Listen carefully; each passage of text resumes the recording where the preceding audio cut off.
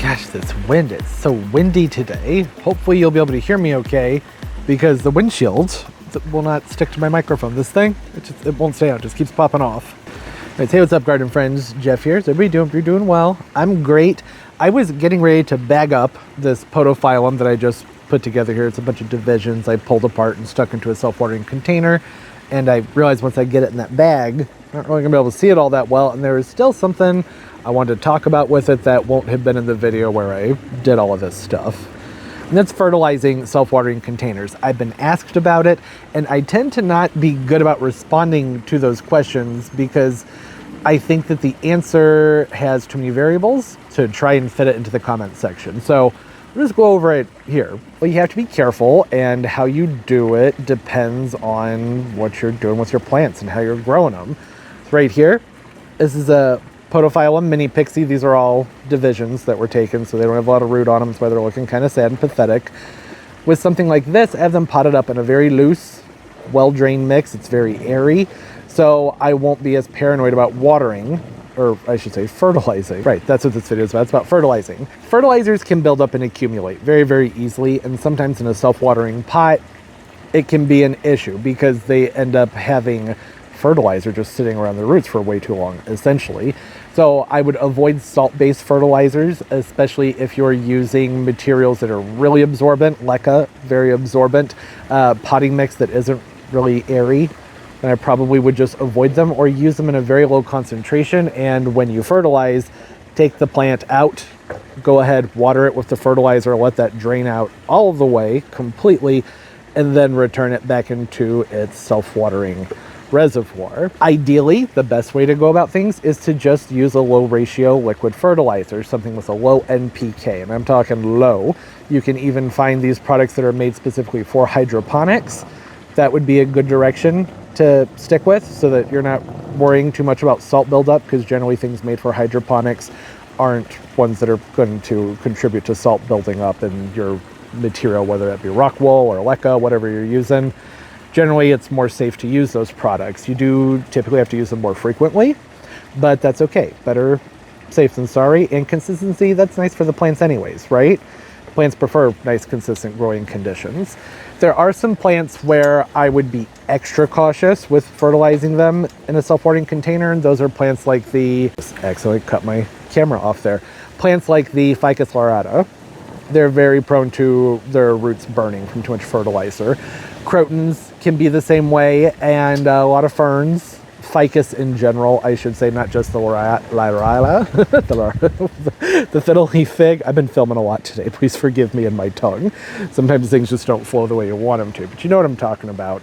Some plants tend to have roots that burn more easily, so with those especially, I would stick with a liquid fertilizer that has a low NPK on it, or lift them out and do your thing, fertilize them, let that drain out completely, then return them to their reservoir. It's important to look out for signs of salt buildup.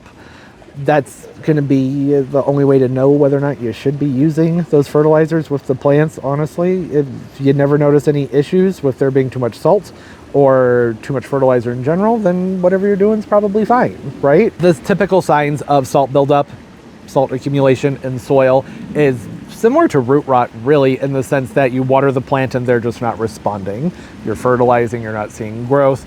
That tends to mean that there's too much salt in there, water's not being transported properly, and that there's some sort of maybe nutrient binding going on as well. If that happens, you need to flush them. So take them out from the reservoir and let that water run through them and get all that salt and everything out of there. Sometimes the issues can even just be about tap water, which isn't what we're talking about, so I'm not going to go off on that tangent. But if you are thinking that there's a salt accumulation issue and you flushed it and it's still, things aren't looking great, then the mineral content or the hardness of your water just may not be great for the self-watering container or whatever type of plant you're trying to grow in the self-watering container. The more dense, more moisture retentive the soil blend is, the more cautious you need to be about your NPK ratios, and the more mindful you need to be about watching out for salt buildups. The more loose, well-drained, and airy the mix, the less likely you are to have complications with salt buildup.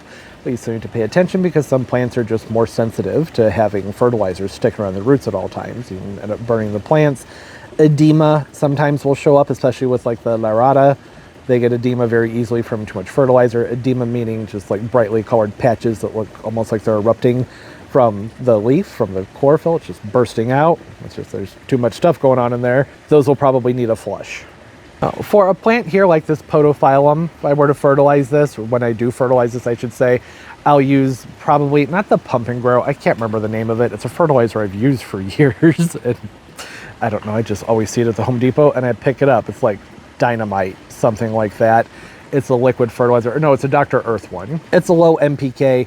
You put a pump into the water, let that go down, let the plant enjoy that for a while, and then I make sure to dump my reservoir, usually within 24 to 48 hours, and refill it.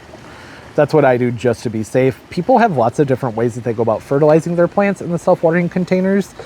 And that's what the comment section is great for. Tips, tricks, suggestions, always appreciated.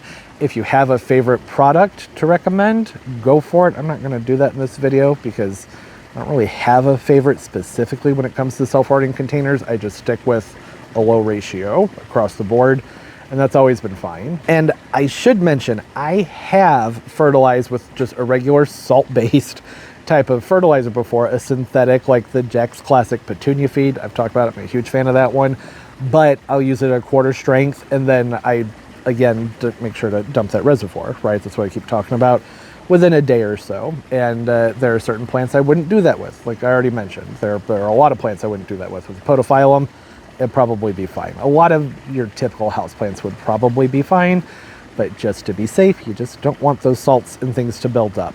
A lot of what it comes down to, especially if you're growing in pon or leca, is more about the lower NPKs and about your frequency, right? So it's going to be more about providing a nice consistent feed to the plant as opposed to a strong, heavy feed every once in a while.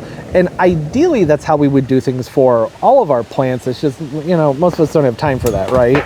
It's just, okay, things are blowing off the table here. Stop it, calm down. And then try and pick out a fertilizer, not just that's more on the low end with your NPK, but something that is full, right? Fertilizer's more than just your nitrate, not nitrate, in fish mode right here, been cleaning my tanks in my pond. Your nitrogen, your phosphorus, and your potassium.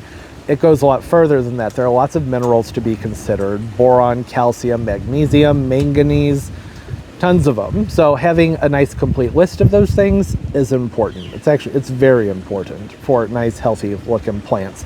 Specifically if you're growing in leca or pon, meaning that it's an entirely soilless mix where there's no organic material at all, then you really want a nice, full, balanced fertilizer. Otherwise, if it's something that's a soil blend like this one, I don't worry as much because there are some organics in here, not a ton, but some. And I just stick with making sure that these get their earthworm castings and guano and those things like I do with anything else, seaweed extracts, all of those things. But when I add them to the container, I surface dress, whatever that is, water it in, and then I put it back into the reservoir with nice clean water. There's a lot more I could talk about, like making sure pHs are balanced and all of these things, but that's really getting more into the hydroponic and semi-hydro growing methods. They are things that need to be kept in mind because they're important for healthy plants, but not likely issues for most common plants that are in self-watering containers. And circulation is something to take into account. So some of the products that are made for hydroponics, they're made for hydroponics because that water is moving, or aeroponics, whatever way the plants are being grown. Hydroponic is technically a broad term. If you are growing a plant in pon or leca, a soilless mixture, and all of its nutrient, all the minerals are reliant on what's being brought in through the water, then you're growing it hydroponically, even if the water's not circulating. So it's important to read about those products when you're trying to pick them out, if they're made specifically for hydroponics or if you can use them in other ways. And then when it comes to a continuous release fertilizer, that is where things get even more tricky. When I read about it, I get a lot of mixed information. There's a lot of mixed information about fertilizing plants in a self-watering container, period. But I have more experience to offer up to talk about that as opposed to a continuous release, because I don't tend to use a lot of continuous release in my self-watering pots. I have top dressed some orchids before with just a sprinkle of an all-purpose. I like the Jack's Classic, but otherwise well, I guess my aeroids, I'll use a continuous release with them, but again, it's just a very light top dressing. It's not much, and those aren't blends. It's not a potting mix, right? Where they're full of saturation all around them, like they are in a soil, right? 'Cause this is more of a soilless thing where you're doing orchids and the aeroids. So, I don't know, offer up what you have for that in the comments. I generally think it's okay, as long as it's just, you don't do a lot of it. There's moisture around them at all times. So even though it's a very gentle fertilizer, if you use too much, then that could be a problem. But I guess we could say that about any of the fertilizers, right? Take it easy. That's the main point here. Go ahead and fertilize your plants in the self-watering containers. Just be careful and take it easy. And then I'll just throw this in there because I'm going to be asked about it. The question of when to fertilize. Well, you fertilize while your plants are growing. I've never been one to really say that you shouldn't water during a certain time of year, unless we're talking about maybe certain succulents. Even euphorbias, but those are succulents too, and like poinsettias. Typically, if your plants are growing, then you need to fertilize them. If they're under synthetic lights, they're in active growth. They're still getting a nice long photo period, so you should fertilize them and just figure out your schedule that works for you as well as your plant.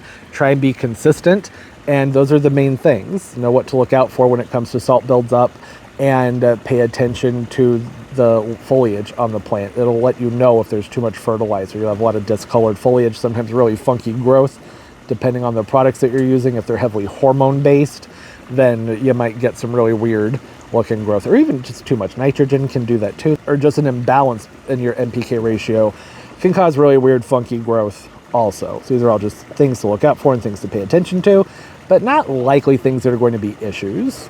It's not that difficult of a thing. It's just there's a lot to take into consideration when deciding how you're going to fertilize them, because a lot of it goes back to what you're growing them in and how you're growing them and the type of plant that you're growing.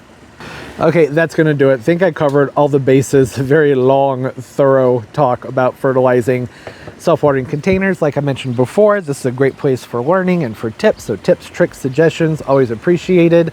Favorite products that you use, favorite growing medias. If you have favorite brands for your self-watering containers, put it all down there. Let us all know. That's blurry. I hope everybody's doing well, having a great day, a great life, and everything's just going absolutely beautifully for you. I can tell my camera's had enough. I'm filming all morning. Stabilization's not working. Everything's all wobbly, which means yeah, it's definitely time to go. Okay, as always, and most importantly, everybody, keep on growing. Bye-bye.